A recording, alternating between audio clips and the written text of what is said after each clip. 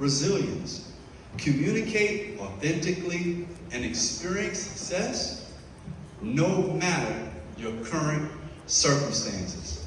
Ladies and gentlemen, please welcome to the stage your founding member of the Next Level Speakers Academy. Give it up for Danny J!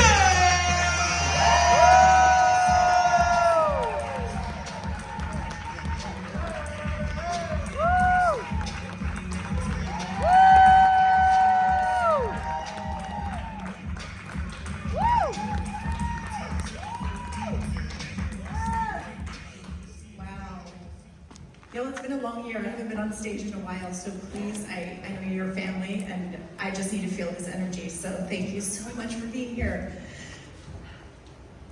So, I wanted to ask you, when was the last time you did something really, really hard? Like, something you didn't want to do.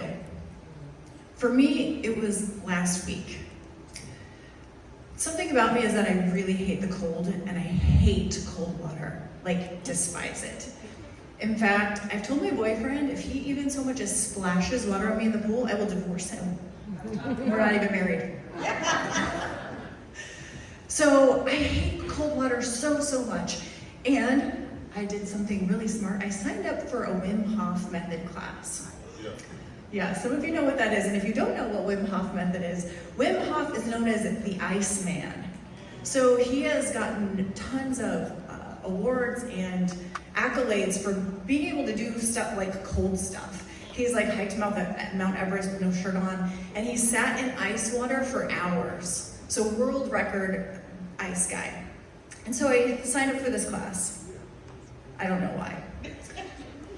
And as our instructor was explaining this method, he said this is to retrain your nervous system. Because if you just jump into ice cold water, you get this instant shock, right? Your body seizes up, you freak out, and you want to get out. It's the fight or flight response. And the goal is to rewire your nervous system so that you can stay calm in these situations.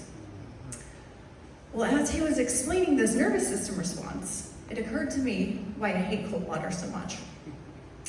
See, I was raised in Las Vegas, desert, and I graduated college, I went to UNLV, and after college, I did what any college graduate would do to make their parents proud. I ran off and joined the circus. True story. Cirque de la Mer, Circus of the Sea. That was the name of my show at SeaWorld. I was an acrobat in San Diego. And the best part of my show was that I got to get launched off this giant swing set. It's called a Russian swing. I would fly 30 feet in the air, do multiple flips, and land in the water. It was so fun. It was magic.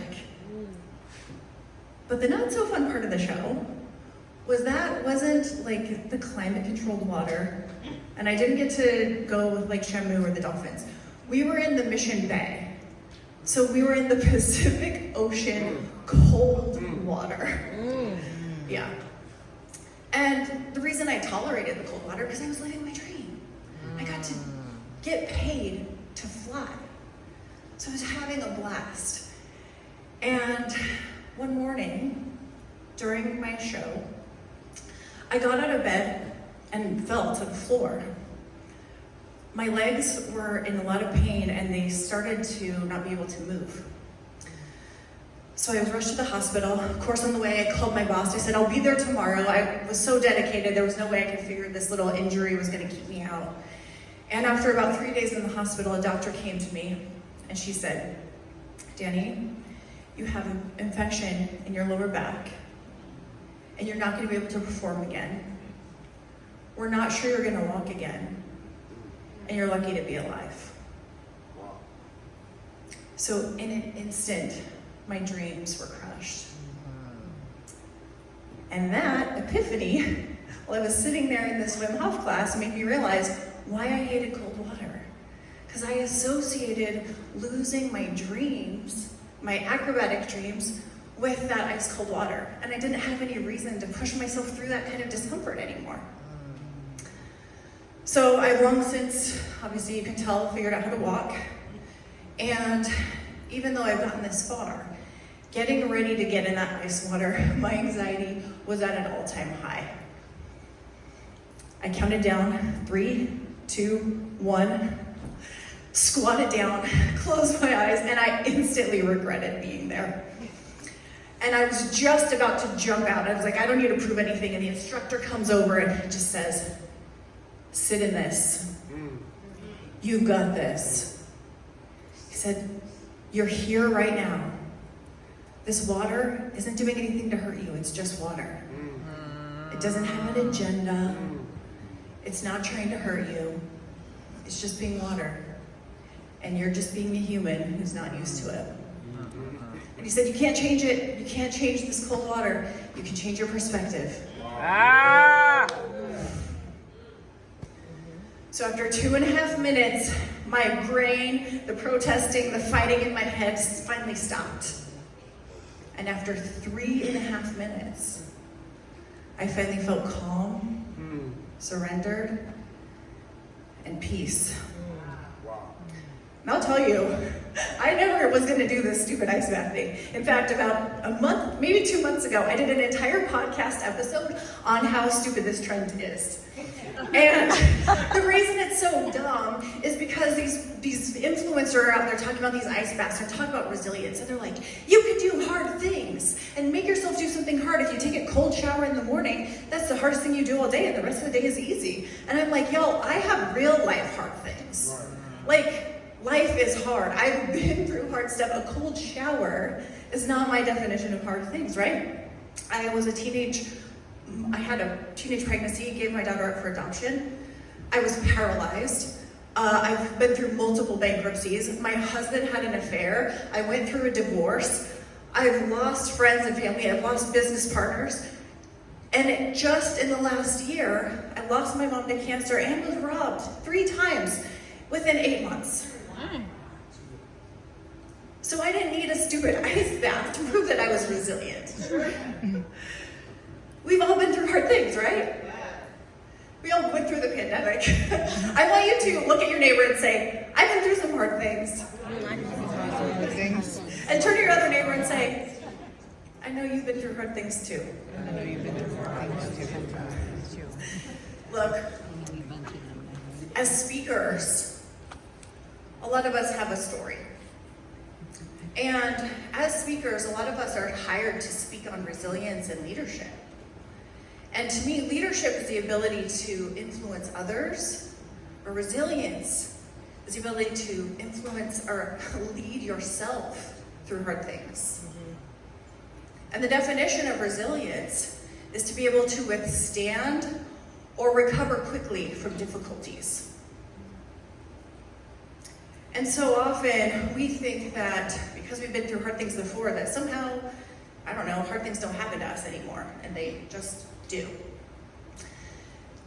And in order for us to get through them, we have to go through the pain to get to the peace. Come on. Right? You have to go through the pain to get through to the peace. So,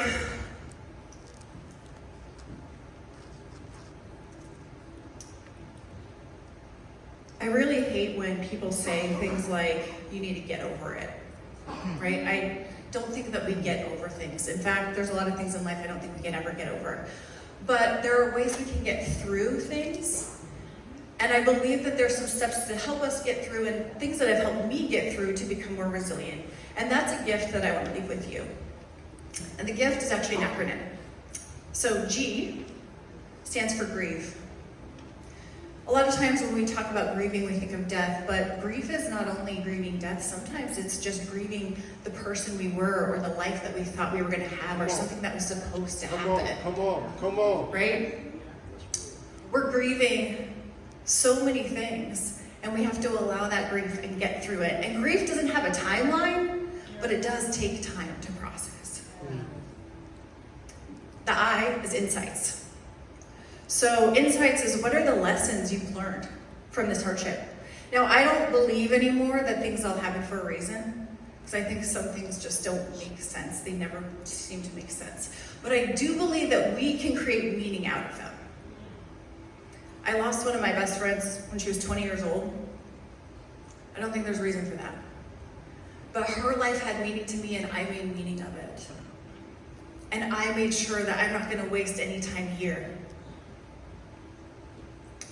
F is for forgiveness. And often we feel like forgiveness is letting someone off the hook that they did something to us, but forgiveness isn't always about that. Forgiveness is letting ourselves free from bondage of being a victim. And sometimes the biggest person we have to forgive is ourselves, which could be the hardest one. And the T is for truth. Tony Robbins says, we need to see things as they are, not worse than they are. And sometimes as humans, we tend to catastrophize things. So we lose a job and somehow we decide that like that is the end of the world and we're gonna be homeless and we're gonna live on the couch with our friends, and it's just like, stop, be here. A great example of truth was literally the water story, right? It's just water. It's not here to hurt you. In my head, I was like, I hate this stupid thing, why are we here? I hate everyone in the room. It's just water. So much of our pain, of what we experience, is for arguing with reality of what is. We're arguing with the reality of what is.